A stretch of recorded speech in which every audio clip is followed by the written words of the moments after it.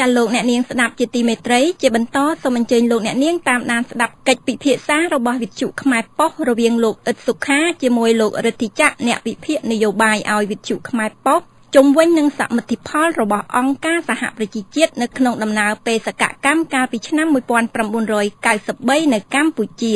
ដូច្នេះដើម្បីឲ្យបានជ្រាបសូមអញ្ជើញលោកអ្នកនាងតាមដានស្ដាប់ខ្លឹមសារដូចតទៅបាទសូមជម្រាបសួរលោកអ្នកស្ដាប់វិទ្យុខ្មែរប៉ុស្តិ៍ទាំងអស់ជាទីគោរពរាប់អាននៅក្នុងកិច្ចពិភាក្សានៅថ្ងៃពុធនៅក្នុងសប្តាហ៍នេះខ្ញុំបានលើកយកនៅប្រធានបទអំពីដំណើរបេសកកម្មរបស់អង្គការសហប្រជាជាតិប្រចាំនៅក្នុងប្រទេសកម្ពុជាកាលពីឆ្នាំ1993ហើយបានត្រឡប់ទៅវិញដោយបន្សល់នៅការបោះឆ្នោតជាលក្ខណៈប្រជាធិបតេយ្យឥឡូវនេះយើងធ្វើការពិភាក្សាអំពីដំណើរបេសកកម្មរបស់អង្គការសហប្រជាជាតិដែលមានលោករដ្ឋចក្រជាអ្នកវិភាគចំពោះដំណើរបេសកកម្មរបស់អង្គការសហប្រជាជាតិនៅក្នុងប្រទេសកម្ពុជាដោយឡែកបើយើងសង្កេតមើលពីប្រមុខដឹកនាំរដ្ឋាភិបាលតែងតែមិនផ្ដល់កិត្តិយសដល់អង្គការសហប្រជាជាតិដោយថាអង្គការសហប្រជាជាតិមកធ្វើកិច្ចការងារតាំងពីឆ្នាំ1993គឺមិនមានអ្វីដែលជា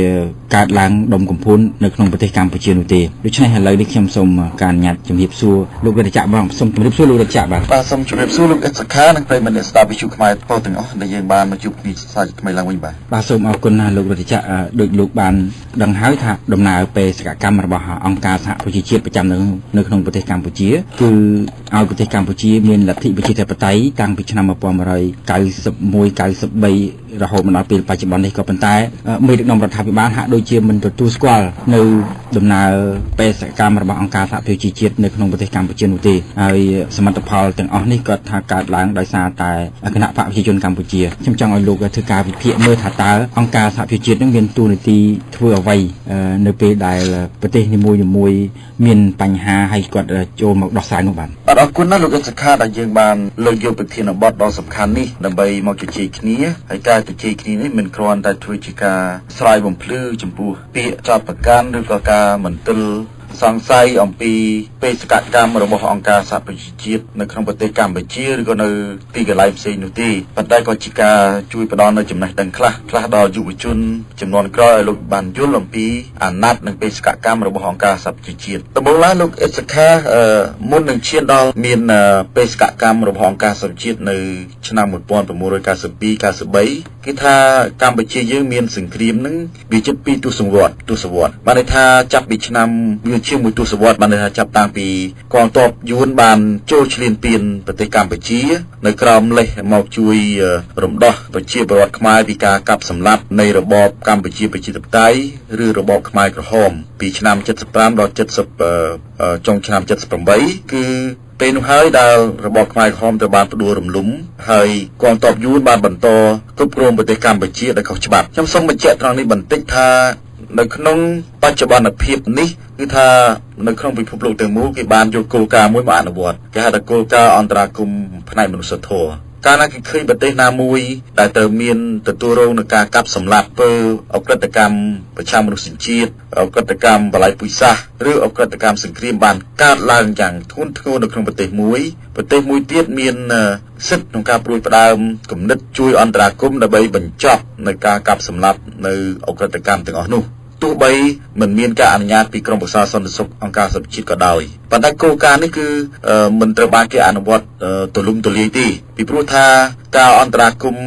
ដោយប្រដាប់អាវុធទៅលើប្រទេសមួយទៀតជាការរំលោភទៅលើអធិបតេយ្យភាពឯករាជ្យភាពរបស់ប្រទេសមួយហើយចាំបាច់ត្រូវតែមានសេចក្តីសម្រេចចិត្តពីក្រមប្រឹក្សាសន្តិសុខនៃអង្គការសហប្រជាជាតិប៉ុន្តែករណីខ្លះនៅក្នុងពិភពលោកបច្ចុប្បន្នគេឃើញថាអន្តរាគមន៍ផ្នែកមនុស្សធម៌នេះបានកើតឡើងប៉ុន្តែក្នុងកម្រិតមួយទៀតទេដោយឡែកកាលពីប្រទេសយួនបានយកលេសមករំដោះប្រជាពលរដ្ឋខ្មែរពីការកាប់សម្លាប់នៃរបបខ្មែរក្រហមនោះគឺថាពេលនោះគេមិនទាន់មានគោលការណ៍អន្តរាគមន៍ផ្នែកមនុស្សធម៌នេះទេប៉ុន្តែជាករណីលើកលែងគេថាអាចធ្វើទៅបានក្នុងករណីដែលប្រទេសមួយនោះមានការឈឺឆ្អាលគោរពចង់បានឲ្យមានការគោរពសិទ្ធិមនុស្សបញ្ចប់នៅការរំលោភសិទ្ធិមនុស្សធ្ងន់ធ្ងរក្នុងប្រទេសមួយគាត់អាចអន្តរាគមន៍បានប៉ុន្តែប្រទេសនោះបន្ទាប់ពីអន្តរាគមន៍ហើយត្រូវរៀបចំផែនការដកទ័ពរបស់ខ្លួននេះចេញពីប្រទេសកម្ពុជាក្នុងរយៈពេល6ខែយ៉ាងយូរបំផុតហើយបន្ទាប់ពីធ្វើអន្តរាគមន៍ហើយហ្នឹងគាត់ត្រូវធ្វើរបាយការណ៍ពិស្ដារមួយ ទៅក្រុមប្រឹក្សាសន្តិសុខអង្គការសហប្រជាជាតិនិងមហាសន្និបាតនៃអង្គការសហប្រជាជាតិដើម្បីជម្រាបគេអំពីវិធានការរបស់ខ្លួនមុននឹងឈានដល់អន្តរាគមន៍ផ្នែកមនុស្សធម៌ហ្នឹងដោយឡែកប្រទេសយួនពេលនោះមិនបានគោរពទៅតាមគោលការណ៍នេះទេមិនបានធ្វើសេចក្តីរាយការណ៍ទៅក្រុមប្រឹក្សាសន្តិសុខអង្គការសហប្រជាជាតិហើយក៏មិនបានធ្វើសេចក្តីរាយការណ៍របស់ខ្លួនទៅមហាសន្និបាតនៃអង្គការសហប្រជាជាតិទេហើយក៏មិនបានធ្វើផែនការដកកងទ័ពចេញពីប្រទេសកម្ពុជា6ខែក្រោយនៃអន្តរាគមន៍របស់ខ្លួនដែរអញ្ចឹងការបន្តវត្តមានរបស់ខ្លួនពីឆ្នាំ79ដល់ឆ្នាំ89 90នេះត្រូវបានគេចាត់ទុកថាជាការឈ្លានពានជាការគ្រប់គ្រងប្រទេសកម្ពុជាដែលខុសច្បាប់នេះបើយោងតាមស្មារតីនៃច្បាប់អន្តរជាតិនេះច្បាស់ណាស់អញ្ចឹងបន្ទាប់ពីកងទ័ពវៀតណាមមិនបានដកចេញពីប្រទេសកម្ពុជាក៏បានបង្កើតឲ្យមានចលនាតស៊ូនៅជីដែន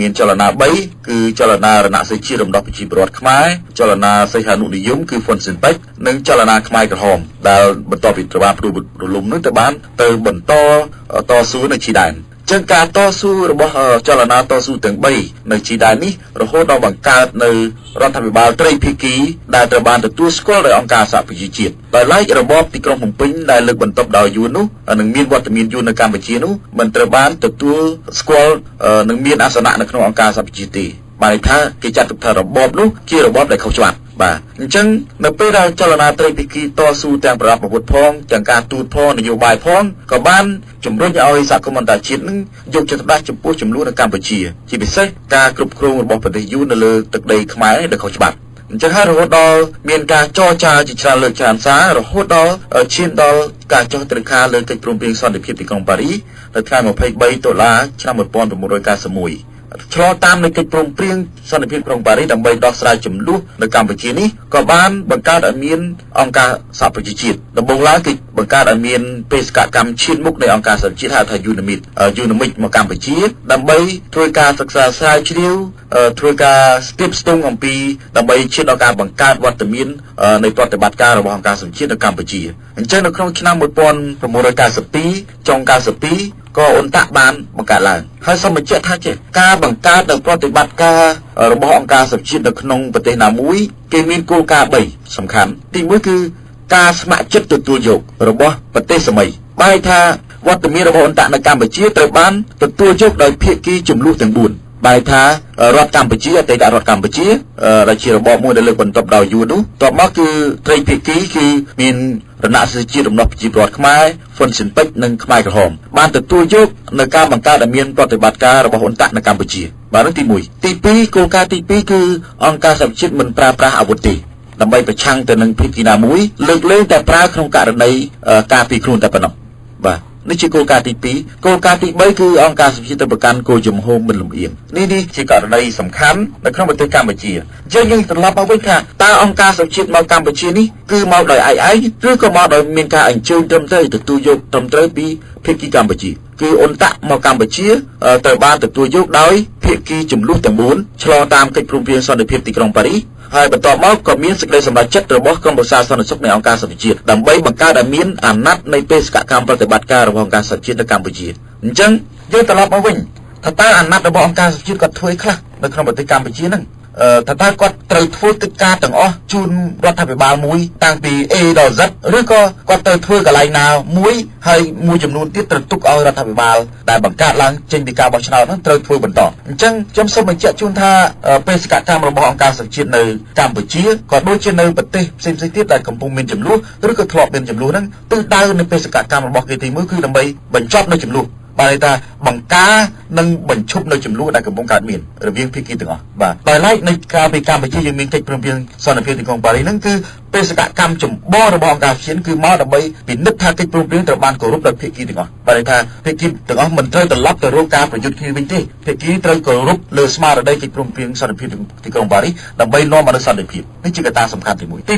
2ដើម្បីធ្វើឲ្យមានស្ថិរភាពលើចំនួនហ្នឹងអបថាដូចជាហៅការបញ្ឈប់របបជប់បាញ់គ្នាបាទបានថាគេភាគីទាំងអស់បន្ទាប់ពីចុះហត្ថលេខាហើយគឺអង្គការសហជាតិគេត្រូវធានាថាភាគីនឹងមិនត្រូវបង្កការផ្ទុះអាវុធតទៅទៀតទេដាក់គ្នាទៅវិញទោះបីក្នុងហេតុផលណាក៏ដោយដើម្បីឈានដល់ការបង្កើតនូវសន្តិភាពរួមបន្តមកទៀតជួយក្នុងការអនុវត្តកិច្ចព្រមព្រៀងសន្តិភាពនេះដូចខ្ញុំបញ្ជាក់ចឹងថាគេធ្វើម៉េចកិច្ចព្រមព្រៀងដែលបានភាគីទាំងអស់ឯកភាពគ្នារួមទាំងប្រទេសហត្ថលេខីជាសាក្សីហ្នឹងគឺត្រូវធានាថាគ្រប់ចំណុចទាំងអស់មាត្រាបញ្ញត្តិទាំងអស់នៃកិច្ចព្រមព្រៀងត្រូវតែគោរពដោយភាគីទាំងអស់ហ្នឹង បាទមិនមែនគ្រប់នៅពេលដែលអន្តរកាលទេគឺលក្ខិតណាកិច្ចព្រមព្រៀងនៅតែមានសុពលភាពគឺកិច្ចព្រមនៅតែបន្តអនុវត្តទោះបីភាគីណានៅក្នុងរដ្ឋាភិបាលក្តីនៅក្រៅរដ្ឋាភិបាលក្តីឬក៏ប្រទេសណាមួយដែលមិនមានទូតនៅកម្ពុជាក្តីក៏ត្រូវតែបន្តជួយក្នុងការអនុវត្តកិច្ចព្រមព្រៀងនេះដែរមួយទៀតគឺថាជួយឲ្យមានស្ថិរភាពមួយសម្រាប់រដ្ឋាភិបាលបណ្ដោះអាសន្នមួយបែរថាអង្គការសហជីពគេមិនដឹកនាំប្រទេសនៅខ្លួនឯងទេគេត្រូវបង្កើតឲ្យមានរដ្ឋាភិបាលបណ្ដោះអាសន្នហើយគេជួយដល់រដ្ឋាភិបាលបណ្ដោះអាសន្នហ្នឹងដើម្បីរៀបចំនយោបាយដឹកនាំប្រទេសមុននឹងឈានដល់ការបោះឆ្នោតជាក់ស្ដែងនៅក្នុងឆ្នាំ1992-93ហ្នឹងគេបង្កើតឲ្យមានឧត្តមក្រុមប្រឹក្សាជាតិជាន់ខ្ពស់មួយហៅថា SNC ហ្នឹងដែលមានតំណាងនៃភាគីទាំង4ហ្នឹងជានៅក្នុងរដ្ឋាភិបាលបណ្ដោះអាសន្នដឹកនាំដោយសម្ដេចព្រះនរោត្តមសីហនុអតីតព្រះមហាក្សត្រអញ្ចឹងអ៊ុនតាក់ជួយដល់រដ្ឋាភិបាលបណ្ដោះអាសន្នហ្នឹងដើម្បីអនុវត្តកិច្ចព្រមព្រៀងសន្តិភាពប៉ារីសហើយធ្វើម៉េចឲ្យភាគីទាំងអស់ស្រួលគ្នានឹងធ្វើការជាមួយគ្នាហើយបន្តមកទៀតភាគីអង្គការសហជាតិនៅកម្ពុជាហ្នឹងគេឈានដល់ការដកអាវុធជាការពិតអ៊ុនតាក់ក៏មានកំហុសខ្លះក្នុងការដកអាវុធពីព្រោះថាគេត្រូវដកអាវុធ 70% ពីភាគីទាំងអស់បាទថាគ្រប់ភាគីទាំង4ហ្នឹងត្រូវប្រគល់អាវុធ 70% បាទហើយកាត់រំសាយកងទ័ព 70% អាវុធ 70% ប្រមូលមកទាំងអស់ប៉ុន្តែពេលនោះមានភាគីមួយគឺភាគីខ្មែរក្រហមកម្ពុជាប្រជាធិបតេយ្យបានដកខ្លួនចេញមុននឹងការបោះឆ្នោតខែឧសភាឆ្នាំ1993មកដល់បានដកខ្លួនចេញហើយក៏បានវិលត្រឡប់ទៅកាន់កាត់តំបន់ដែលខ្លួនកាន់កាប់ 20% នេះតឡើងវិញនឹងធ្វើឲ្យមានការអនុវត្តកិច្ចព្រមព្រៀងនោះវាមិនបានពេញលេញនេះជាចំណុចមួយចំណុចទី2ចំណែកភាគីទាំង3ដែលនៅសល់អង្គការសហជីពធ្វើបានដកអាវុធនិងកាត់រំសាយកងទ័ពបានតែចលនាពីរទេគឺចលនារណសិរ្សជាតិរំដោះប្រជាពលរដ្ឋខ្មែរនិងហ៊ុនស៊ិនប៉ិចរីឯកងទ័ពអតីតរដ្ឋកម្ពុជាមិនបានដកអាវុធនិងកាត់រំសាយកងទ័ពបានពេញលេញទេដោយសារមានឧបសគ្គក្នុងការរៀបនេះជាការពិតនៅក្នុងឆ្នាំ1993បន្តមកទៀតបេសកកម្មរបស់កម្ពុជាត្រូវធានាឲ្យមានការដោះមីននៅកម្ពុជាបែរថារៀបចំកន្លែងណាដែលធ្វើមីនដែលធ្វើដាក់ទៅការកើតឡើងដោយសម័យសង្គ្រាមដែលធ្វើឲ្យប៉ះពាល់ដល់ជីវភាពរស់នៅរបស់ប្រជាពលរដ្ឋហ្នឹងគឺគេត្រូវបង្កើតឲ្យមានភ្នាក់ងារមួយសម្រាប់ធ្វើការបោះស្មាតមីនអញ្ចឹងស៊ីម៉ាក់ដែលបង្កើតនេះគឺដោយសារអ៊ុនតាក់ដែរគឺខាងអ៊ុនតាក់បានបង្កើតឲ្យមានទីភ្នាក់ងារមួយហើយគៀងគោឲ្យមានម្ចាស់ជំនួយគ្រប់គ្រងដល់ប្រតិបត្តិការដោះមីននេះជាចំណុចសំខាន់ចំណុចទី2ទៀតគេជួយកំណែទម្រង់លើវិស័យសន្តិសុខនិងវិស័យនីតិរដ្ឋនៅកម្ពុជាអញ្ចឹងវិស័យសន្តិសុខនេះគេដូចជាអ៊ុនតាក់ធ្លាប់បានធ្វើនេះគឺជួយធ្វើយ៉ាងណាឲ្យភាគីបន្ទាប់ពីធ្វើការកាត់រំសាយកងទ័ពហើយនឹងដកហូតអាវុធហើយគេធ្វើយ៉ាងម៉េចឲ្យព្រោះតែហ៊ានមកពី4ភាគី3ភាគីចុះពួកខ្មែរក្រហមពេលនោះមិនទាន់បានដកខ្លួនចេញអញ្ចឹងមាន3ភាគីរដ្ឋកម្ពុជាហ៊ុនស៊ិនប៉ិចរណសិរ្សជាតិរំដោះប្រជាពលរដ្ឋខ្មែរគេត្រូវធ្វើម៉េចឲ្យសមាហរណកម្មចូលគ្នាបាទកងទ័ពនៃភាគីទាំង3ត្រូវបង្កើតជាកងទ័ពជាតិមួយបាទបង្កើតជាកងទ័ពជាតិមួយដើម្បីកុំឲ្យប្រកាន់ពួកតទៅទៀតធ្វើម៉េចឲ្យខ្លាយទៅជាកងទ័ពជាតិតែមួយនឹងគេកែតម្រង់លើវិស័យសន្តិសុខនឹងរៀបចំលើកម្លាំងនគរបាលជាតិកម្លាំងអាវុធហត្ថដូចជាអាវុធហត្ថនេះគឺបង្កើតឡើងក្រោយឆ្នាំ1993ទេបាទដូចជាកើតឡើងក្នុងឆ្នាំ1995ហើយបាទត្រូវបានបង្កើតឡើងដោយមានជំនួយពីប្រទេសបារាំងអញ្ចឹងគេជួយលើវិស័យកំណែតម្រង់ខាងពន្ធនាគារជាដើមហើយនៅក្នុងប្រព័ន្ធតុលាការគេបង្កើតឲ្យមានប្រព័ន្ធច្បាប់ថ្មីឧទាហរណ៍ដូចជាបង្កើតច្បាប់អន្តរការព្រហ្មទណ្ឌអន្តរការនីតិវិធីព្រហ្មទណ្ឌគេបង្កើតឲ្យមានច្បាប់មួយចំនួនទៀតដើម្បីធានានូវស្ថិរភាពសង្គមនេះជាចំណុចសំខាន់បន្តមកទៀតគេធ្វើសកម្មភាពដោយការពារសិទ្ធិមនុស្សអញ្ចឹងនៅក្នុងអ៊ុនតាក់នេះគឺមាន component មួយគេមានផ្នែកមួយគឺផ្នែកនេះគឺផ្នែកសិទ្ធិមនុស្សផ្នែកសិទ្ធិមនុស្សមានសិទ្ធិស៊ើបអង្កេតមានសិទ្ធិប្រមូលភស្តុតាងស្វែងរកការចាប់ខ្លួនចំពោះជនល្មើសហើយនៅក្នុងសម័យអន្តៈហ្នឹងខាងសិទ្ធិមនុស្សនឹងបានធ្វើការចាប់ប្រកាន់មន្ត្រីយោធាមួយចំនួនដែលពាក់ព័ន្ធនឹងការរំលោភសិទ្ធិមនុស្សហ្នឹងហើយជួយបណ្ដុះបណ្ដាលជួយបង្រៀនដល់មន្ត្រីនគរបាលមន្ត្រីអនុវត្តច្បាប់ដល់តុលាការអំពីច្បាប់សិទ្ធិមនុស្សអន្តរជាតិហើយជាមួយគ្នានឹងផ្នែកសិទ្ធិមនុស្សហ្នឹងគេជួយបណ្ដុះបណ្ដាលនៅបង្កើតឡើងនៅអង្គការសិទ្ធិមនុស្សមួយចំនួនធំដូចជាអង្គការ Liga do ad hoc ទោះបីកើតមុនក៏ដោយប៉ុន្តែអង្គការនេះបានទទួលការឧបត្ថម្ភគ្រប់គ្រងបណ្ដុះបណ្ដាលពីអ៊ុនតាក់ដើម្បីឲ្យអង្គការសង្គមស៊ីវិលភាគច្រើនស្ទើរតែ 95% គឺបង្កើតឡើងនៅក្នុងសម័យអ៊ុនតាក់នោះឯងបាទហើយយើងដឹងថាចលនាសង្គមស៊ីវិលសំខាន់ណាស់នៅក្នុងប្រទេសមួយដែលធ្វើដំណើរពីសង្គ្រាមឆ្ពោះទៅរកសន្តិភាពបើគ្មានអង្គការសង្គមស៊ីវិលទេចលនាសង្គមស៊ីវិលទេគឺមិនអាចចូលរួមនៅក្នុងការអនុវត្តកិច្ចព្រមព្រៀងសន្តិភាពបានទេនេះជាចំណុចសំខាន់ហើយចំណុចបន្តទៀតដែលសំខាន់បំផុតនោះមុននឹងអ៊ុនតាក់ឬក៏ប្រតិបត្តិការអង្គការសហជីពធ្វើការបកចេញគេត្រូវធានាឲ្យមានរដ្ឋាភិបាលស្របច្បាប់មួយយើងមិននិយាយថារដ្ឋាភិបាលបណ្ដោះអាសន្នអញ្ចឹងរដ្ឋាភិបាលបណ្ដោះអាសន្នមិនមែនជារដ្ឋាភិបាលមួយការចេញពីឆន្ទៈរបស់ប្រជាពលរដ្ឋទេអញ្ចឹងដើម្បីបង្កើតឲ្យមានរដ្ឋាភិបាលចេញពីឆន្ទៈរបស់ប្រជាពលរដ្ឋអ៊ុនតាក់ ត្រូវរៀបចំឲ្យមានការបោះឆ្នោតមួយដើម្បីឲ្យប្រជាពលរដ្ឋនឹងគាត់សម្ដែងមតិនិងឆន្ទៈរបស់ខ្លួនតែគាត់ចង់បានរដ្ឋាភិបាលប្រភេទណាដើម្បីមកដឹកនាំគាត់ដឹកនាំប្រទេសអញ្ចឹងនៅក្នុងឆ្នាំ1993ខែឧសភា93ហ្នឹងគឺយើងបានបោះឆ្នោតដំបូងបន្ទាប់ពីសង្គ្រាមហ្នឹងជាង2ទសវត្សរ៍មកហៅថាបោះឆ្នោតសភាធម្មនុញ្ញបោះឆ្នោតសភាធម្មនុញ្ញនេះទូរទីទី1នៃសភាធម្មនុញ្ញគឺទៅបង្កើតនៅអនុម័តនៅរដ្ឋធម្មនុញ្ញកាលណាសភាធម្មនុញ្ញក្រោយពីការបោះឆ្នោតសភាធម្មនុញ្ញត្រូវបង្កើតគណៈកម្មការមួយរៀបចំឲ្យមានរដ្ឋធម្មនុញ្ញមួយដើម្បីគោរពដោយគោលការណ៍ប្រជាធិបតេយ្យគោលការណ៍នីតិរដ្ឋនិងការគោរពសិទ្ធិមនុស្សនៅកម្ពុជាអញ្ចឹងសភាធម្មនុញ្ញនេះបានអនុម័តនៅរដ្ឋធម្មនុញ្ញរបស់ខ្លួនបានថារៀបចំរដ្ឋធម្មនុញ្ញហើយបានសភានេះប្រែក្លាយទៅជារដ្ឋសភាមុនដំបូងអត់ទាន់ខ្លាយជារដ្ឋសភាទេគ្រាន់តែសភាធម្មនុញ្ញអញ្ចឹងបន្ទាប់ពីរៀបចំច្បាប់ហើយគឺសភានេះនៅក្នុងថ្ងៃ24ខែកញ្ញាឆ្នាំ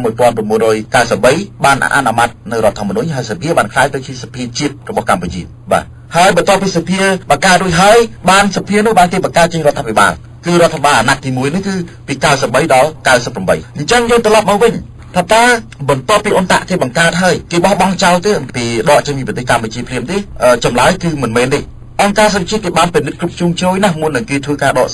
កពីប្រទេសកម្ពុជាទី1គេត្រូវធានាថារដ្ឋាភិបាលដែលកើតចេញពីការបោះឆ្នោតអាចធានានៅនិរន្តរភាពអាចធានានៅកម្មវិធីនយោបាយមួយសម្រាប់អនុវត្តកម្មវិធីនយោបាយមួយដែលធានានៅសេដ្ឋកិច្ចសង្គមការគោរពសិទ្ធិមនុស្សនីតិរដ្ឋនៅកម្ពុជានិងលទ្ធិប្រជាធិបតេយ្យនៅកម្ពុជាអញ្ចឹងនេះជាចំណុចទី1មុនគេបកថយចេញហើយស្ថិរភាពនឹងអាចធានាទៅបានសន្តិភាពវាកើតមានលទ្ធិប្រជាធិបតេយ្យវាមានហើយប៉ុន្តែវាត្រូវចំណាយពេលវេលាយូរដើម្បីធានាឲ្យមាននិរន្តរភាពនឹងអញ្ចឹងនៅពេលដែលអ៊ុនតាក់មុននឹងធ្វើការដកចេញពីប្រទេសកម្ពុជានៅក្នុងខែតាមដែលខ្ញុំចាំនៅក្នុងខែកញ្ញាឆ្នាំ1993ប៉ុន្តែមុនដកនឹងវាជាចំណុចមួយដែលយើងគួរធ្វើការចាប់អារម្មណ៍ផងដែរគឺអតីតព្រះមហាក្សត្រដែលជាពេលនោះជាប្រធាននៃ SNC បានស្នើឲ្យអ៊ុនតាក់ដកចេញពីប្រទេសកម្ពុជាមិនមែនអ៊ុនតាក់ដកចេញដោយខ្លួនឯងទេពីព្រោះពេលនោះសម្ដេចព្រះនរោត្តមសីហនុបានប្រកាសតាមវិទ្យុថាលោកមិនចង់ឃើញអ៊ុនតាក់ធ្វើអាណានិគមនៅលើកម្ពុជាទេបាទលោកសូមឲ្យអ៊ុនតាក់ដកចេញជាបន្ទាន់អញ្ចឹងមកន័យថាពេលដែលអ៊ុនតាក់ដកចេញអ៊ុនតាក់មិនទាន់បានកំណត់ជាផ្លូវការទៅដកចេញនៅខែ9នោះទេដូចខ្ញុំលើកពីខាងដើមថាបេសកកម្មរបស់អង្គការសហជាតិគឺគោលការណ៍ទី1ត្រូវមានការយល់ព្រមពីភាគីនៃចំនួនដើម្បីមកបង្កើតនៅបេសកកម្មមួយអញ្ចឹងការដកចេញក៏មានការស្នើសុំពីភាគីដែលទទួលនឹងដែរអញ្ចឹងក្រោយពីការបោះឆ្នោតហើយគឺសម្ដេចព្រះនរោត្តមសីហនុបានស្នើឲ្យអ៊ុនតាក់ដកចេញដោយព្រះអង្គបានប្រើពាក្យធ្ងន់ថាលោកមិនចង់ឲ្យអ៊ុនតាក់ធ្វើអាណានិគមនៅកម្ពុជាទេអញ្ចឹងសួរថាអ៊ុនតាក់អាចបញ្ចប់ការងាររបស់ខ្លួនដោយពេញលេញឬក៏អត់ចម្លើយគឺថាមិនទាន់ពេញលេញទេដោយសារណាដោយសារសម្ដេចព្រះនរោត្តមសីហនុលោកស្នើដកចេញពីកម្ពុជាហើយក៏មានការទាមទារពីភាគីនៅក្នុងប្រទេសកម្ពុជាហ្នឹងដែរទៅសូមឲ្យអ៊ុនតាក់ដកចេញដើម្បីបកគលភារកិច្ចដឹកនាំប្រទេសបន្តទៅឲ្យរដ្ឋាភិបាលថ្មីដែលកើតចេញពីការបោះឆ្នោតអញ្ចឹងពេលរដ្ឋាភិបាលថ្មីកើតចេញមកអ៊ុនតាក់ក៏បានដកចេញពីប្រទេសកម្ពុជាប៉ុន្តែយើងសួរថាពេលដែលអ៊ុនតាក់ដកចេញហ្នឹងយើងអាចបន្តអ៊ុនតាក់បានទេតើអ៊ុនតាក់គេត្រូវធ្វើការងារឲ្យប្រទេសកម្ពុជារហូតដល់មានសុខសន្តិភាពមានរហូតដល់ជីវភាពប្រជាពលរដ្ឋទូធាឬក៏យ៉ាងម៉េចមិនមែនទេគោលការណ៍អង្គការសហជាតិគឺថាកាលណាគេរៀបចំការបោះឆ្នោតហើយគេរៀបចំរដ្ឋាភិបាលមួយដែលចាត់ការចេញពីឆន្ទៈរបស់ប្រជាពលរដ្ឋហើយគេត្រូវរៀបចំផែនការដកចេញពីប្រទេសកម្ពុជាហើយប៉ុន្តែគេដកចេញជាជំហានគេត្រូវកំណត់ថាសមាជិកភាពណាមួយត្រូវដកចេញមុនសមាជិកភាពណាមួយត្រូវដកចេញក្រោយតែប៉ុណ្្នឹងឯងគេអាចដកកងទ័ពចេញមុនដោយសារប្រទេសមានសន្តិភាពហើយគេដកកងទ័ពនគរបាលចេញមុនទៅគេទុកស្ថាប័នស៊ីវិលដើម្បីជួយគ្រប់គ្រងដល់រដ្ឋាភិបាលថ្មីហ្នឹងដូចជាការបណ្ដុះបណ្ដាលសមត្ថភាពការជួយខាងប្រឹក្សាយោបល់ដើម្បីឲ្យរដ្ឋាភិបាលថ្មីនេះអាចយល់ដឹងពីការដឹកនាំប្រទេសបានទៅនឹងជាគោលការណ៍របស់អង្គការសហជាតិទី2ទៀតមុននឹងអង្គការសហជាតិគេធ្វើការដកចេញពីប្រទេសកម្ពុជាគេទៅរកម្ចាស់ជំនួយទាំងអស់បែរថាហត្ថលេខីនៃកិច្ចព្រមព្រៀងសន្តិភាពទីក្រុងប៉ារីសហ្នឹងគឺត្រូវមកទទួលបន្តអាណត្តិបន្តពីអ៊ុនតាក់រដ្ឋាភិបាលក៏យល់ច្រឡំមិនថាអ៊ុនតាក់ត្រូវនៅធ្វើការងារឲ្យចប់ប៉ុន្តែបេសកកម្មអង្គការសហជាតិគឺគេដកចេញបន្ទាប់ពីរដ្ឋាភិបាលថ្មីមួយកើតចេញពីឆន្ទៈរបស់ប្រជាពលរដ្ឋហើយបន្តមកទៀតគេប្រគល់និយាយចំទៅការងារអភិវឌ្ឍប្រទេសខាងសេដ្ឋកិច្ចខាងសង្គមនឹងទៅឲ្យទីភ្នាក់ងារអង្គការសហជាតិនៅក្នុងប្រទេសមួយដូចជានៅក្នុងប្រទេសកម្ពុជាយើងមាន UNDP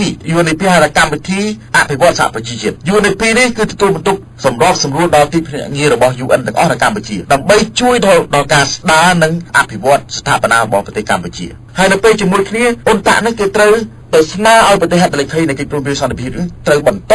ជួយដល់ប្រទេសកម្ពុជាដល់ការអភិវឌ្ឍសេដ្ឋកិច្ចដល់ការអភិវឌ្ឍស្ថាប័ននយោបាយនិងនយោបាយនៅកម្ពុជាអញ្ចឹងបានយើងឃើញមានការប្រជុំប្រទេសផ្ដល់ជំនួយជាបន្តបន្ទាប់ហ្នឹងគឺដោយសារកិច្ចព្រមព្រៀងសន្តិភាពទីក្រុងប៉ារីសនិងដោយសារសមិទ្ធផលអ៊ុនតាក់រហូតមកហ្នឹងបាទនេះជាចំណុចដែលយើងចង់បញ្ជាក់ថាហេតុបានជារដ្ឋាភិបាលរហូតមកដល់ពេលនេះទទួលជំនួយរហូតដល់ជាង$5,000 លានតាំងពី93មកដោយសារណាមិនមែនដោយសាររដ្ឋាភិបាលចេញមកពីការលើកបន្ទប់របស់យួនទេគឺរដ្ឋាភិបាលដែលកើតចេញមកពីអ៊ុនតាក់នោះឯងហើយអ៊ុនតាក់បានបន្សល់មរតកនេះឲ្យភ្នាក់ងារអង្គការសហជីពផ្សេងទៀតធ្វើការបន្តនិងប្រទេសផ្ដល់ជំនួយដែលជាហត្ថលេខីនៃកិច្ចព្រមព្រៀងសន្តិភាពទីក្រុងប៉ារីសធ្វើបន្តនិងគោលការណ៍មួយទៀតរបស់អង្គការសហជីពថាប្រទេសដែលមានត្រូវជួយប្រទេសដែលក្រដើម្បីធ្វើឲ្យប្រទេសនឹងមានការកាត់បន្ថយភាពក្រីក្រហើយជួយដល់ដំណើរការលទ្ធិប្រជាធិបតេយ្យនិងការគោរពសិទ្ធិមនុស្សនៅក្នុងប្រទេសមួយនេះជាចំណុចសំខាន់ហើយខ្ញុំនឹងចូលដល់ចំណុចផ្សេងទៀតថាសន្តិភាពនៅកម្ពុជានឹងតើអ្នកណាអ្នកនាំមកនៅពេលបន្តិចទៀតបាទសូមអរគុណលោកពុរិទ្ធៈដែលបានវិភាគ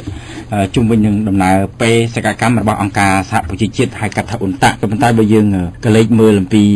អតីតកាលកន្លងមកដូចជានៅពេលបច្ចុប្បន្នឃើញថាលោកនាយករដ្ឋមន្ត្រីហ៊ុនសែនគាត់មិនបង្ហាញពីសមិទ្ធផលរបស់អ៊ុនតាក់ទេគឺ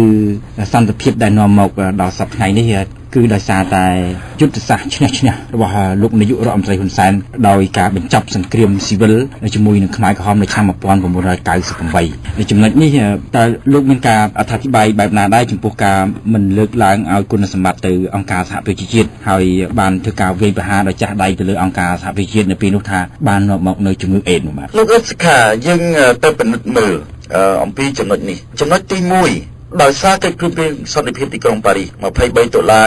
91និងវត្តមានរបស់អ៊ុនតាក់បានបញ្ចប់នៅវត្តមានរបស់កងទ័ពយួនខុសច្បាប់នៅកម្ពុជានេះជាចំណុចសំខាន់មួយព្រោះកម្ពុជាស្ថិតនៅក្រោមអាណានិគមនៃការត្រួតត្រាដោយខុសច្បាប់ពីកងទ័ពបរទេសអស់រយៈពេល10ឆ្នាំអញ្ចឹងកិច្ចព្រមព្រៀងនេះបានបញ្ចប់នៅវត្តមានកងទ័ពយួនខុសច្បាប់នៅកម្ពុជានេះជាជោគជ័យមួយបាទជោគជ័យទី2គឺបានបញ្ចប់សង្គ្រាមនៅកម្ពុជាបញ្ចប់សង្គ្រាមយ៉ាងម៉េចបានន័យថាភាគី3ភាគី4ដែលប្រយុទ្ធប្រឆាំងគ្នាភាគី3បានមករស់ជាមួយគ្នាបង្កើតនៅរដ្ឋាភិបាលភាគីចម្រុះមួយនៅកម្ពុជាក្រោយឆ្នាំ1993មានគណៈបកហ៊ុនស៊ិបនិងគណៈបកប្រជាជនកម្ពុជាអញ្ចឹងទោះបីថាប្រទេសកម្ពុជានៅមានសង្គ្រាមផ្ទៃក្នុងតិចតួចក៏ដោយពីព្រោះខ្មែរក្រហមកាន់កាប់ទឹកដីកម្ពុជាតែ 20% ទេរីឯរដ្ឋាភិបាលដែលកើតចេញមកពីការបោះឆ្នោតឆ្នាំ1993គ្រប់គ្រងប្រទេស 80% អញ្ចឹងតួនាទីរបស់អង្គការសហប្រជាជាតិថាតើគេត្រូវដឹកនាំកម្លាំងទ័ពទៅប្រយុទ្ធជាមួយពួកខ្មែរក្រហមឬក៏គេទៅប្រើប្រាស់វិធីអីទី1បើសិនជាសម្ដេចព្រះនរោត្តមសីហនុមិនស្នើឲ្យអ៊ុនតាក់ដកចេញទេគេនឹងមានវិធានការដោះស្រាយតាមផ្លូវនយោបាយតាមផ្លូវការទូតដើម្បីនាំពួកខ្មែរក្រហមមកចូលរួមនៅក្នុងសង្គមជាតិវិញប៉ុន្តែ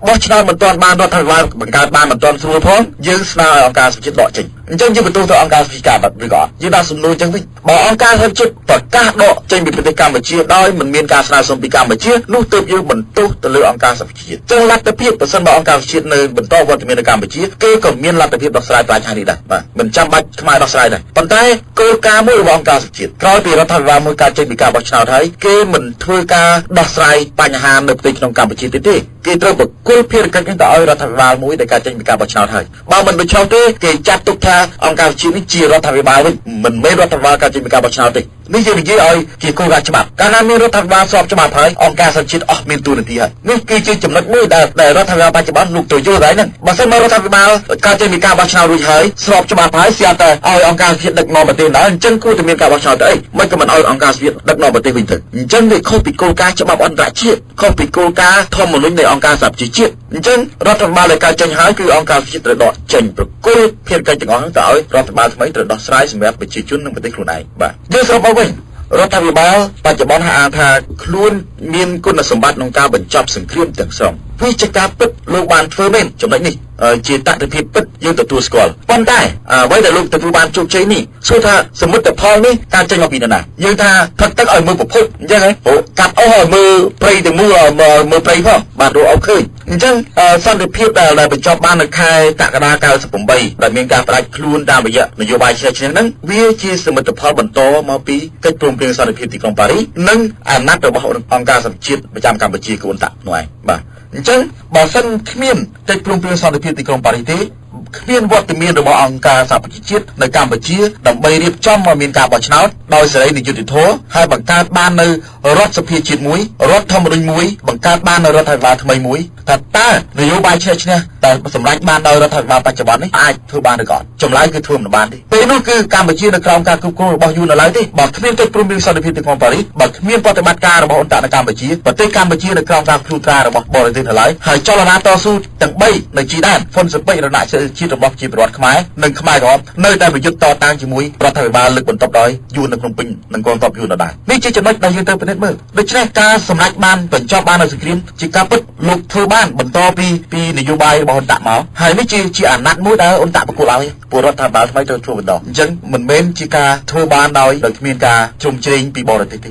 េពីអន្តរជាតិពីអង្គការសហជាតិដូច្នេះការបដិសេធណាមួយមិនទទួលស្គាល់នៅគុណសម្បត្តិនៅផលប្រយោជន៍ដែលគេបន្សល់ទុកឲ្យជារឿងមួយខុសធ្ងន់ណាស់ប្រវត្តិសាស្ត្រខ្មែរបាទប្រវត្តិសាស្ត្រហើយយើងគិតមើលរបបរាជានិយមអាស្រ័យធម្មនុញ្ញដែលបង្កើតបាននេះព្រះរាជាណាចក្រកម្ពុជានោះណាដែលបង្កើតឡើងបាទវាបង្កើតឡើងចេញពីការបោះឆ្នោតឆ្នាំ1993យើងមានលទ្ធិប្រជាធិបតេយ្យពីនោះរហូតដល់ពេលនេះដោយសារណាមិនដោយសារអង្គការសហជាតិជាអ្នកនាំមកទេកាលពីប្រទេសកម្ពុជានៅក្រោមការត្រួតត្រារបស់យួនថាតើខ្មែរប្រជាពលរដ្ឋខ្មែរមានសេរីភាពធ្វើនិយាយស្រីធ្វើដំណើរទៅណាស្រួលបួលទេតើតែមានលិខិតស្នាមត្រឹមត្រូវបានធ្វើដំណើរបានបាទបើមិនចឹងគេចោទប្រកាន់ថាជាគិញសម្ងាត់ជាចារកម្មជាទៅក្នុងតទៅទៀតហើយការជឿរើសសេដ្ឋកិច្ចវិញគឺថាប្រទេសកម្ពុជាមានសេដ្ឋកិច្ចទីផ្សារសេរីទេពេលនោះពី79ដល់89 90ហ្នឹងតើប្រទេសកម្ពុជាមានសេដ្ឋកិច្ចទីផ្សារសេរីទេក្រៅពីសេដ្ឋកិច្ចផែនការរដ្ឋគ្រប់គ្រងវិស័យឯកជនទាំងអស់គ្មានអង្គការសង្គមស៊ីវិលបេសកកម្មការទូតមិនមានសម្រាប់ប្រទេសសហគមន៍អឺរ៉ុបសម្រាប់អរិយប្រទេសលោកខាងលិចអត់មានតែប្រទេសដែលកាន់លទ្ធិកុម្មុយនីសដូចជាយួនសហភាពសូវៀតមានស្ថានទូតនៅកម្ពុជាតើកម្ពុជាមានអត់អញ្ចឹងបើយើងប្រៀបធៀបមកវិញតើអ្វីដែលនាំមកនេះគឺជាជោគជ័យរបស់រដ្ឋាភិបាលបច្ចុប្បន្នតែម្នាក់ឯងឬមិនខ្ញុំសូមសរុបមកវិញសមិទ្ធផលប្រទេសកម្ពុជារាល់ថ្ងៃគឺខ្មែរទាំងអស់ខ្មែរជិត15លាននាក់នេះជាអ្នកនាំមកសន្តិភាពនៅក្នុងប្រទេសមួយដែលអាចសម្រេចទៅបានគឺតតែប្រជាពលរដ្ឋចូលរួមពីព្រោះសន្តិភាពជាបំណងបតារបស់ប្រជាពលរដ្ឋហើយបើប្រជាពលរដ្ឋលោកមិនចង់បានសន្តិភាពទេតើតើយើងអាចទៅធ្វើសន្តិភាពបានម្នាក់ឯងអត់បានទេទោះបីអង្គការសហជាតិធ្វើក៏ដោយក៏ធ្វើបានដែរចឹងលើឧទាហរណ៍ដូចនៅប្រទេសអាហ្វ្រិកសពថ្ងៃដូចនៅសូម៉ាលីណាដូចនៅស៊ូដង់ដាហ្វូនៅប្រទេសមួយចំនួនផ្សេងទៀតបើជាប្រវត្តិគេមិនសូវខ្វល់អំពីបញ្ហាសន្តិភាពគេមិនសូវខ្វល់អំពីបញ្ហាការគោរពសិទ្ធិមនុស្សលទ្ធិប្រជាធិបតេយ្យទោះបីអង្គការសហជាតិប្រឹងក៏ដោយរាប់ឆ្នាំក៏ដោយចំណាយថវិកាអង្គការសហជាតិអស់រាប់កោតដុល្លារក៏ដោយក៏សន្តិភាពក៏មិនទទួលបានដូច្នេះសន្តិភាពទាំងអស់ដែលកើតឡើងនៅប្រទេសកម្ពុជាគឺដោយសារការចូលរួមរបស់ប្រជាពលរដ្ឋពីព្រោះសន្តិភាពជាបំណងមកថ្នាក់របស់ប្រជាពលរដ្ឋមិនមែនរបស់បុគ្គលណាម្នាក់ទេបាទអ្វីជាការពិតគឺវានៅតែជាការពិតប៉ុន្តែសម្រាប់ក្មេងចំនួនក្រោយហាក់ដូចជាមិនបានដឹងច្បាស់លាស់អំពីគុណសម្បត្តិរបស់អង្គការសហប្រជាជាតិដែលមានដំណើរបេសកកម្មឲ្យកម្ពុជាមានស្ថិរភាពនយោបាយរហូតមកដល់ពេលបច្ចុប្បន្ននេះកំណត់ចង់សួរលោកតើហេតុអ្វីបានជាមេដឹកនាំខ្មែរបច្ចុប្បន្នហ្នឹងមិនបង្ហាញអំពីប្រវត្តិសាស្ត្រពិតទៅដល់ក្មេងចំនួនក្រោយហើយជារៀងរាល់អាណត្តិនៅក្នុងការបោះឆ្នោតម្ដងច្រើនតែខាងគណៈបកប្រជាជនកម្ពុជាគាត់ដូចជាលើកថ្ងៃ7មករាហ្នឹងយកមកទទួលទានយកមកធ្វើការចំណេញខាងផ្នែកនយោបាយហើយចំណុចកន្លែងនេះតើលោកមានការវិភាគបែបណាបាទលោកសិក្ខាយើងយល់ហើយថានៅកម្ពុជាអ្នកឈ្នះបង្កើតនៅប្រវត្តិសាស្ត្រវាខុសពីប្រទេសដែលគេកាន់លទ្ធិប្រជាធិបតេយ្យគឺមិនមែនអ្នកឈ្នះទេអ្នកសរសេរប្រវត្តិសាស្ត្រអញ្ចឹងនៅកម្ពុជាគឺអ្នកឈ្នះហ្នឹងគឺគេកែប្រវត្តិសាស្ត្រគេសរសេរប្រវត្តិសាស្ត្រខ្លួនគេអ្នកនិយាយអំពីប្រវត្តិសាស្ត្រដែលគេបង្កើតឡើងអញ្ចឹងពីខុសពីប្រទេសដែលប្រកាន់នៅលទ្ធិប្រជាធិបតេយ្យគេគ្រប់ទៅតាមនៅអ្វីជាការពិតអញ្ចឹងនេះជាចំណុចសំខាន់ណាស់សូម្បីតែការបោះឆ្នោតសភាធម្មនុញ្ញការបង្កើនរដ្ឋាភិបាលហ្វុនស៊ិបិចឈ្នះហ្នឹងក៏គេអាចបានដាក់នៅក្នុងសៀវភៅប្រវត្តិសាស្ត្រដែរបាទគេអាចបានដាក់ទេនេះជាចំណុចមួយអញ្ចឹងនេះជាជំងឺមួយរបស់កម្ពុជាយើងជំងឺអ្នកដឹកនាំមិនមែនជំងឺរបស់ប្រជាពលរដ្ឋទេជំងឺរបស់អ្នកដឹកនាំខ្មែរគឺថាអ្នកឈ្នះធ្វើប្រវត្តិសាស្ត្របង្កើតប្រវត្តិសាស្ត្រនិយាយប្រវត្តិសាស្ត្រដែលខ្លួនឯងបង្កើតឡើងបំភ្លេចចោលនៅប្រវត្តិសាស្ត្រពិតនេះជាជំងឺមួយរបស់អ្នកដឹកនាំអ្នកនយោបាយមួយចំនួននៅក្នុងប្រទេសកម្ពុជាបាទនេះជាចំណុចសំខាន់ណាឥឡូវយើងលើកអំពីបញ្ហា7មករា7មករាយើងចែកជា2 7មករាមានគុណសម្បត្តិផងមានគុណវិបត្តិនៅជាមួយគ្នាគុណសម្បត្តិគឺគុណសម្បត្តិត្រង់ថាបានផ្ដួលរំលំរបបកាប់សម្លាប់ខ្មែរជួយសង្គ្រោះជីវិតខ្មែរនេះជាការពិតយើងត្រូវទទួលស្គាល់កន្លែងនេះប៉ុន្តែបន្ទាប់ពី7មករានេះមកថាតើកម្ពុជាទទួលផលវិបាកនឹងគុណសម្បត្តិអីខ្លះយួនបានបន្តគ្រប់គ្រងកម្ពុជាដោយខុសច្បាប់រំលោភទៅលើច្បាប់អន្តរជាតិរំលោភទៅលើធម្មនុញ្ញនៃអង្គការសហប្រជាជាតិពីព្រោះគេមិនអនុញ្ញាតឲ្យកងទ័ពបរទេសដឹកនាំគ្រប់គ្រងប្រទេសដែលមានអធិបតេយ្យភាពឯករាជ្យភាពនិងអភិជាក្រិតមួយទេនេះជាចំណុចមួយដែលជាចំណុចធ្ងន់ធ្ងរគឺការត្រួតត្រាប្រទេសកម្ពុជាដោយខុសច្បាប់ចំណុចទី2 ការតាមការចោទប្រកាន់មានការដឹកចេញនៅបេតិកភណ្ឌទ្រព្យសម្បត្តិរបស់កម្ពុជាចេញពីប្រទេសកម្ពុជានេះតាមការសង្កេតការណ៍របស់អ្នកឯករាជ្យផ្សេងៗគេបានរកឃើញចំណុចនេះចំណុចទី3គេបានរកឃើញថាការកាប់បំផ្លាញព្រៃឈើរបស់កម្ពុជាបាទនេះជាចំណុចសំខាន់ចំណុចទី4គេបានរកឃើញថាប្រជាជនយួនបានហូរចូលប្រទេសកម្ពុជាសូម្បីតែលោកប៉ែនសវណ្ណដែលជានាយករដ្ឋមន្ត្រីទី1បន្ទាប់ដែលលើកបន្ទប់ដោយយួនបន្ទាប់ពីយួនចូលគ្រប់គ្រងប្រទេសកម្ពុជាហ្នឹងដួលរំលំរបស់ខ្មែរក្រមក៏លោកបានទទួលស្គាល់ថាកងទ័ពយួនមានផែនការបញ្ជូលប្រជាជនយួនមកកម្ពុជាហើយឲ្យទទួលយកមានការចោទទៅលើខាទទួលយកគោលនយោបាយនេះជាចំណុចមួយដែលសាកសីរុះនៅមានឡើយដែលបានបញ្ជាក់អំពីចំណុចនេះហើយយើងជឿគាត់ឬមិនជឿឬយ៉ាងម៉េចពីព្រោះគាត់ជានាយករដ្ឋមន្ត្រីទី1ដែលលើកបន្ទប់ដោយយួនហើយលោកបានបកស្រាយបញ្ជាក់ការពិតនៅចំណុចនេះបាទហើយបច្ចុប្បន្នបើយើងពិនិត្យមើលនៅកម្ពុជាយើងឃើញមានថាវត្តមានរបស់ប្រជាជនយួននេះមានត្រង់ថាការអនុវត្តច្បាប់ស្តីពីអន្តរប្រវេសន៍នេះនៅមិនទាន់បានអនុវត្តបាទតើវាជាការបន្សល់ទុកមរតកនៃយួននៅគ្រប់គ្រងប្រទេសកម្ពុជាឬយ៉ាងម៉េចបាទនេះជាចំណុចដូច្នេះយើងចែកចេញជាពីរ7មករាមានគុណសម្បត្តិផងមានគុណវិបត្តិហើយគុណវិបត្តិវាច្រើនអញ្ចឹងជិតលប់មកវិញអំពីការបង្កើតតុលាការខ្មែរក្រហមរដ្ឋាភិបាលបានបង្កើតនៅតុលាការមួយហើយអង្គជំនុំជម្រះវិសាមញ្ញក្នុងតុលាការកម្ពុជាឬក៏សាលាក្តីខ្មែរក្រហមប៉ុន្តែរដ្ឋាភិបាលព្យាយាមរារាំងមិនឲ្យធ្វើការកាត់ទោសដល់មន្ត្រីកម្មាភិបាលខ្មែរក្រហមផ្សេងទៀតដោយរដ្ឋាភិបាលកំណត់តែជនជាប់ចោទចំនួន5នាក់តែប៉ុណ្ណោះឲ្យតុលាការធ្វើតែក្នុងក្របខ័ណ្ឌជនជាប់ចោទចំនួន5នាក់ដោយមិនអនុញ្ញាតឲ្យតុលាការនេះធ្វើការស្វែងរកយុត្តិធម៌សម្រាប់ជនរងគ្រោះឲ្យបានទូលំទូលាយតាមគោលការណ៍យុត្តិធម៌នោះទេដូច្នេះបើសិនជាអ្នកមានគុណសម្បត្តិក្នុងការរំដោះប្រជាពលរដ្ឋខ្មែរពីការកាត់សម្លាប់ខ្មែរក្រហមចុះហេតុអីបានជាខ្លាចក្នុងការស្វែងរកយុត្តិធម៌ដោយទូលំទូលាយឲ្យប្រជាពលរដ្ឋខ្មែរនេះជាចំណុចដែលសំខាន់ដែលយើងត្រូវចោទសួរទៅវិញអញ្ចឹងសំខាន់បំផុតគឺថាអ្នកដែលឈ្នះគឺអ្នកបង្កើតនយោបាយបង្កើតប្រវត្តិសាស្ត្រនិយាយពីប្រវត្តិសាស្ត្រខ្លួនឯងបំភ្លេចចោលនៅប្រវត្តិសាស្ត្រពិតនេះជាចំណុចសំខាន់ហើយបើសិនបើយើងនិយាយពីថា7មករាមានគុណសម្បត្តិនិងមានគុណវិបត្តិគេមិនដែលនិយាយគុណវិបត្តិទេគេនិយាយតែគុណសម្បត្តិទេរំដោះប្រជាពលរដ្ឋខ្មែរមួយទៀត7មករាក៏បានបង្កើតឲ្យមានចលនាតស៊ូប្រឆាំងយួនហើយតាមរយៈ7មករានេះក៏មានការបង្កើតកម្មវិធីក5ហើយតាមអង្គការលើកលែងទោសអន្តរជាតិនេះថាមានប្រជាពលរដ្ឋខ្មែររាប់សែននាក់បានស្លាប់នៅពេលនោះតាមរយៈការបញ្ជូនទៅជីដែនទៅកាប់ឆ្ការព្រៃដើម្បីវេកផ្លូវប្រយុទ្ធប្រឆាំងនឹងកងចលនាតស៊ូនៅជីដែនជន់មីនគ្រុនចាញ់ស្លាប់នៅជីដែននោះបាទនេះជាសោកនាដកម្មមួយដែលបន្សល់ទុកពីក្រោយថ្ងៃ7មករាដែរបាទខ្ញុំសូមអរគុណលោករច័ក្រដែលបានវិភាគជំវិញនឹងដំណើរពេលសកម្មរបស់អង្គការសហប្រជាជាតិឬហៅកាត់ថាអ៊ុនតាក់តាំងពីឆ្នាំ1993ហើយសមិទ្ធផលទាំងអស់នេះលោកបានបង្ហាញហើយថាវាពិតជាបាននាំមកនៅសមិទ្ធផលឬការរីកចម្រើនគឺដោយសារតែអង្គការសហប្រជាជាតិឬក៏ដោយសារតែថ្ងៃទី23ខែតុលាឆ្នាំ1991ក៏ប៉ុន្តែត្រូវបានមេដឹកនាំបច្ចុប្បន្នមិនបានបង្ហាញអំពីការពិតប៉ុន្តែលោកបានបង្ហាញជូនអស់លោកអ្នកស្ដាប់ហើយដូច្នេះដោយសារតែពេលវេលាខ្ញុំសូមស្លេះតែត្រឹមប៉ុណ្ណេះសិនយើងនឹងបន្តធ្វើការពិភាក្សាវិភាគទៅលើស្ថានភាពនយោបាយបន្តទៀតនៅពេលក្រោយទៀតបាទនៅពេលនេះខ្ញុំបាទអ៊ិនសុខារួមជាមួយនឹងលោករតច័ក្រសូមលំអរកាយគោរពលាបងប្អូនអ្នកស្ដាប់ទៅត្រឹមប៉ុណ្ណេះសិនសូមជម្រាបលាបាទសូមជម្រាបលាលោកអ៊ិនសុខានិងបងប្អូនអ្នកស្ដាប់ទាំងអស់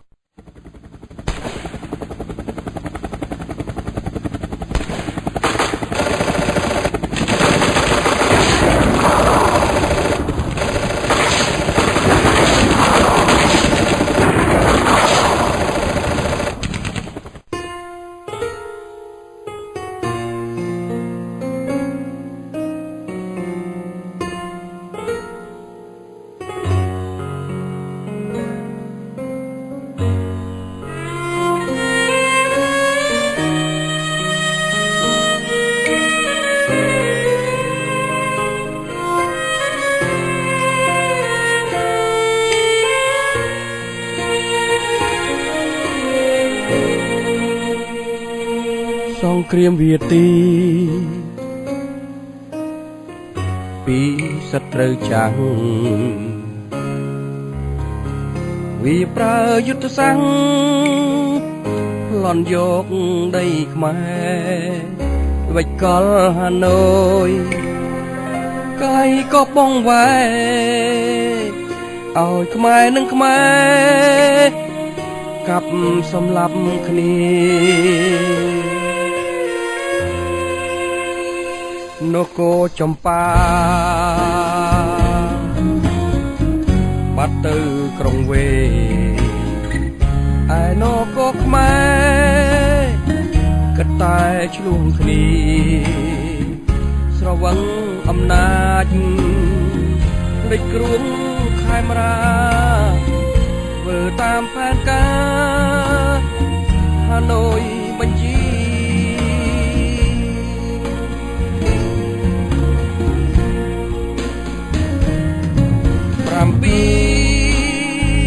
មករាឈ្លានពីនខ្មែរយួនជាស្ពីនចំឡងហេចតាយកខ្មែរជាមិញជាអាយ៉ងវី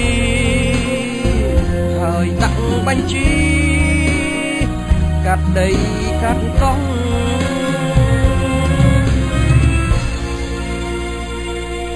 និគមយួនហូអនាធិបតេយ្យខ្ញុំយួនដាច់ថ្លៃមិនរវល់សោះចេញកាតឲ្យយួនខ្លាយជាខ្មែរអស់ឯខ្មែរពិតនោះរងគ្រោះអស់ដី